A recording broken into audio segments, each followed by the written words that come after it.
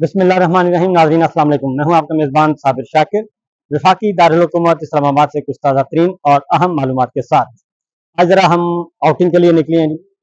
एक दो काम थे ज़रा छोटे छोटे, मैंने कहा ज़रा वो काम निपटाए जाएँ और वैसे भी थोड़ी सी आउटिंग भी करनी चाहिए, सैर भी करनी चाहिए।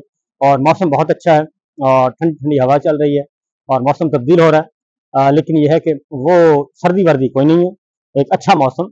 जैसा कि आज इस्लामाबाद में है, बारिश वारिश हुई है और थोड़ा सा मौसम अच्छा हो जाता है, लेकिन यहाँ पे ज़रा हवा ठंडी है, मज़े की है और इसलिए हम बाहर निकले हैं। तो मैं यहीं से आपसे मुखातिब हूँ। सूरत हाल ये है वफाकी दारुल हुकूमत इस्लामाबाद और रावलपिंडी की। दो इंतहाएं हैं इस वक्त पाकिस्तान की सियासत की। एक है जनरल आसिम मुनीर और दूसरे हैं जनाब जनरल आसिम मुनीर साहब के बाद इमरान खान। इमरान खान जेल में है, अडयाला में है, कैदी हैं। और जो आसिम मुनीर साहब आर्मी चीफ और चीफ ऑफ आर्मी स्टाफ सिपा सलार, और वो GHQ उनके पास है और वहाँ पे मुकीम है और पाकिस्तान की सबसे बड़ी ताकतवर शख्सियत है। लेकिन सियासी एतबार से सबसे ज़्यादा ताकतवर शख्सियत इमरान खान है और इन दोनों के दरमियान ज़बरदस्त किस्म का मुकाबला चल रहा है, कांटेदार मुकाबला चल रहा है और दोनों ही पीछे हटने के लिए तैयार नहीं है। और इमरान खान साहब के साथ अवामी कुव्वत है और आसिम मुनीर साहब के पास बंदूक की ताकत है और लिहाजा दोनों अपनी ताकत आजमा रहे हैं।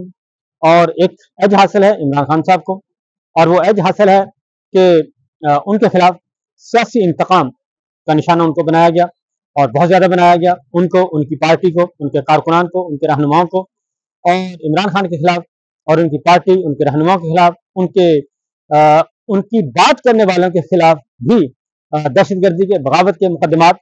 तो एक तरफ भरपूर हुकूमती ताकत, रियासती ताकत, इदारे की ताकत इस्तेमाल हो रही है और दूसरी जानिब अवामी ताकत है जो कि 8 फरवरी को वो बिल्कुल रोज़े रोशन की तरह अयां हुई और खुलकर सामने आई और उन्होंने अपना एक फैसला दिया और उस फैसले को तस्लीम नहीं किया गया।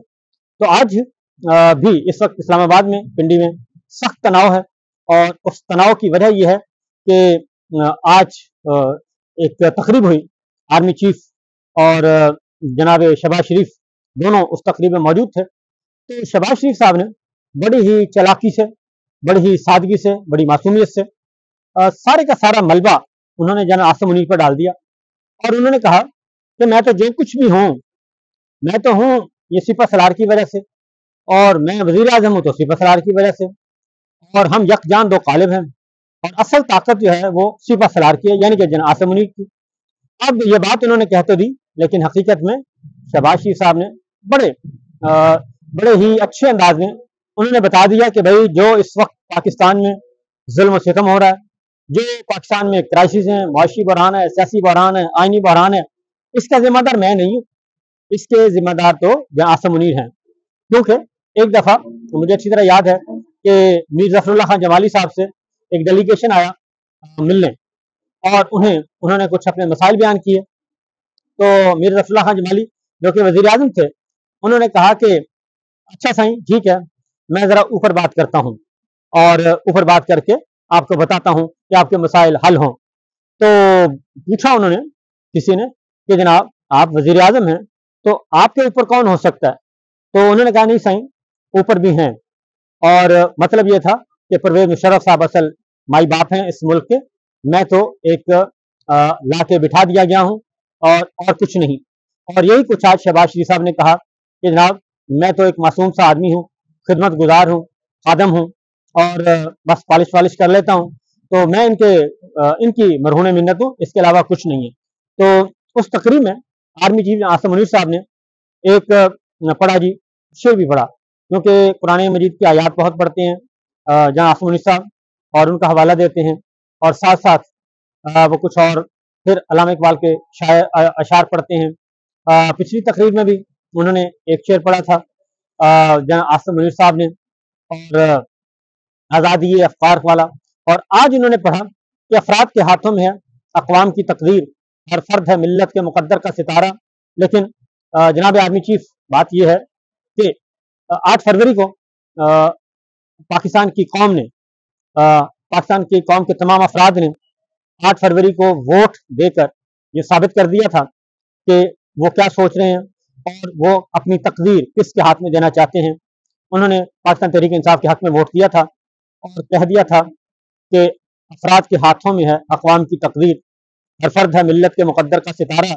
تو انہوں نے کہہ دیا تھا کہ جناب ہمارا مقدر جو ہے وہ ہم سمجھتے ہیں کہ عمران خان صاحب کے ہاتھ میں ہے، لیکن اس ووٹ کو نہیں مانا گیا اور ان مقدر کے ستاروں کو نہیں مانا گیا، ان کا مقدر انہیں نہیں دیا گیا، بلکہ ایک جعلی نظام، چوری شدہ نظام جو ہے وہ مسلط کر دیا گیا۔ اور شاید یہی وجہ ہے کہ ابھی تک بحران بحران اور بحران چل رہا ہے۔ اور اس کے بعد پھر یہ کہ یہ فسطائیت کہیں نہ کہیں تو ختم ہونی چاہیے، لیکن یہ ختم نہیں ہو رہی، اور یہ سیاہ رات جو ہے وہ ختم نہیں ہونے پا رہی۔ غیر آئینی اقدامات چل رہے ہیں، غیر جمہوری اقدامات چل رہے ہیں، اور آئین شکنی، قانون شکنی ہر روز چل رہی ہے۔ تو بہرحال اس کا نتیجہ کوئی اچھا نہیں نکلے گا۔ اور انہوں نے کہا جہاں عاصم منیر صاحب نے کہ وہ کدھر ہیں، یہ کہتے تھے کہ پاکستان ڈیفالٹ کر جائے گا، لیکن پاکستان ڈیفالٹ کرے گا یا نہیں، کوئی بھی نہیں چاہتا کہ پاکستان ڈیفالٹ کرے، لیکن جو اس وقت پاکستان کی حالت ہے اور جو اس وقت مسلم لیگ نواز کے اپنے وزراء کہہ رہے ہیں، اور پھر جو دبئی چیمبر آف کامرس کی رپورٹ ہے وہ ذرا ضرور پڑھ لینی چاہیے۔ اس میں بتا دیا گیا ہے کہ پاکستان کتنا اس وقت سوٹیبل ہے۔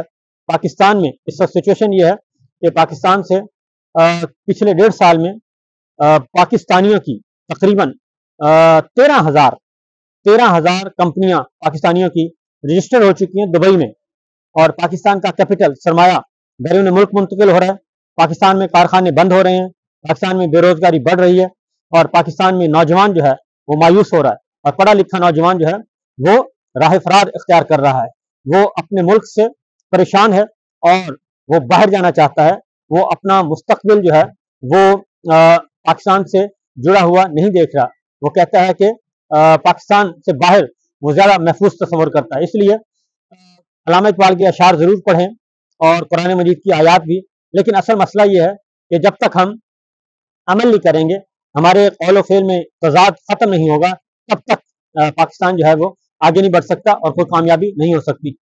تو یہ سچویشن چل رہی ہے، اور اس لیے آج عمران خان صاحب نے بھی بڑے دو ٹوک انداز میں یہ کہہ دیا ہے، چیلنج کیا ہے کہ جنرل فیض حمید کا اوپن ٹرائل کیا جائے، اور اوپن ٹرائل کریں، کھلی عدالت میں کریں، میرا بھی کریں، اگر میرے پہ الزام ہے بغاوت کا تو میرے پہ بھی کھلی عدالت میں مقدمہ چلائیں، تاکہ دودھ کا دودھ پانی کا پانی ہو، پوری قوم کو پتہ چلے کہ کیا کیا ہوتا رہا ہے اور کیا کیا ہو رہا ہے اس وقت۔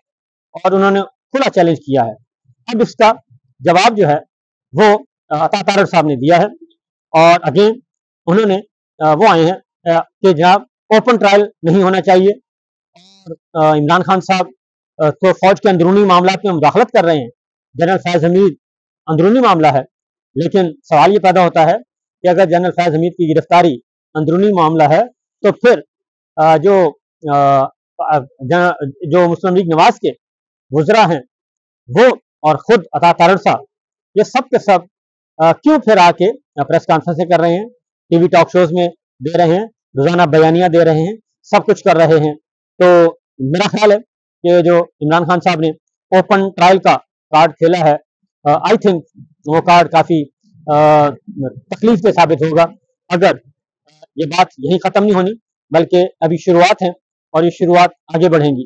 اس کی وجہ یہ ہے کہ 9 مئی کا جو یہ کہہ رہے ہیں، 9 مئی کے مقدمات اور 9 مئی کو جو کچھ بھی ہوا، تو اس میں تو ابھی اعلیٰ عدالتوں نے ثبوت مانگے ہیں، اور آج سپریم کورٹ آف پاکستان میں آج یہ مقدمہ تھا، ملزمان کی ضمانت کی رہائی کا معاملہ تھا، 9 مئی کے ملزم تھے، جسٹس منصور علی شاہ صاحب اور جسٹس اطہر من اللہ صاحب نے حکم دیا ہے، نوٹس جاری کر دیے ہیں کہ جسٹس اطہر من اللہ صاحب نے پوچھا، جسٹس منصور علی شاہ صاحب نے پوچھا کہ اب تک اس ملزم کی ملوث ہونے کے کیا ثبوت ہیں، کیا ثبوت مثل پر لگائے گئے ہیں؟ تو جواب تھا کہ نفی میں، کیا کوئی سی سی ٹی وی فوٹیج ہے؟ کیونکہ اس ملزم پہ الزام ہے کہ وہ کور کمانڈر ہاؤس میں اس نے گھراؤ کیا ہے، تو پوچھا گیا کہ کیا وہ وہاں پہ موجود تھا؟ تو جواب آیا کہ نہیں، وہ موجود نہیں تھا، وہ ایک دکاندار ہے۔ تو کیا سی سی ٹی وی فوٹیج ہے؟ उसका भी कोई जवाब नहीं दिया गया। तो सुप्रीम कोर्ट ने एक बड़ा हुक्म दिया है और तारीख कर दी है, डेट इन ऑफिस कर दी है, पंजाब हुकूमत को नोटिस जारी कर दिया है कि 9 मई के जो सबूत हैं, सीसीटीवी फुटेज है, वो पेश की जाए। तो मेरा ख्याल है कि मामला अब आगे बढ़ रहे हैं और अब सुप्रीम कोर्ट में ये मामला पहुंचा है, क्योंकि काजी फाइज ईसा साहब ने अपनी तरफ से तो जस्टिस काजी फाइज ईसा ने अपनी तरफ से तो जस्टिस मंसूर अली शाह साहब को और जस्टिस अतर मिर्जा साहब को मुश्किल में डाला था कि ये मुश्किल केस इनको देते हैं 9 मई का, क्योंकि वो 9 मई के केस खुद नहीं सुनते और कोई भी ऐसा मसला आता है वो खुद नहीं सुनते। फौजी अदालतों के केस वो खुद नहीं सुनते काजी साहब। वैसे तो वो कहते हैं मैं बहुत बहादुर हूँ, लेकिन वो हर मुश्किल केस जो है वो खुद नहीं आते। वो जस्टिस एजाजुल हसन साहब को देते थे, वो जस्टिस नकवी साहब को दे देते थे, अब मंसूर अली शाह साहब को देते हैं, क्योंकि उन्होंने मुस्तकबिल का चीफ जस्टिस बनना है। तो ये खेल एक चल रहा है और जजिस के अंदर काजी साहब अपनी खेल खेल रहे हैं। लेकिन आज एक बड़ा फैसला कर दिया है जस्टिस मंसूर अली शाह साहब ने भी और जस्टिस अतर मिर्जा साहब ने भी। इससे पहले भी काजी साहब ने शहीद अरशद शरीफ के केस में भी यही हरकत की थी और उसमें भी वो कमरे में बैठ के एक बेंच तश्कील दिया था और उसका भी ओपन कोर्ट में जवाब दिया गया और 2 नंबरी पकड़ी गई थी और फिर जजेस कमेटी में गया और फिर लार्जर बेंच बना जस्टिस मंसूर अली शाह साहब और जस्टिस मुनीब अख्तर साहब के हुक्म पर, और काजी फाइज साहब वहां पे 0 हो गए थे। तो खेल अभी जारी है और देखना है कि मामला कैसे हल होते हैं। अभी तक जो है वो मधु लड़ाई है, क्योंकि गुस्सा बहुत है रावलपिंडी में, बहुत ज्यादा गुस्सा है कि हमारी बातें क्यों नहीं मानी जा रही और हमारा बयानिया क्यों नहीं तस्लीम किया जा रहा।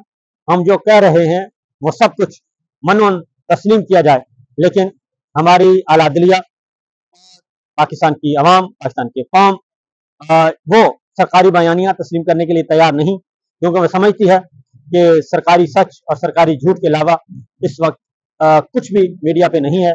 और अगर कोई खबर मिलती है उनको तो वो सोशल मीडिया या फिर डिजिटल मीडिया से मिलती है।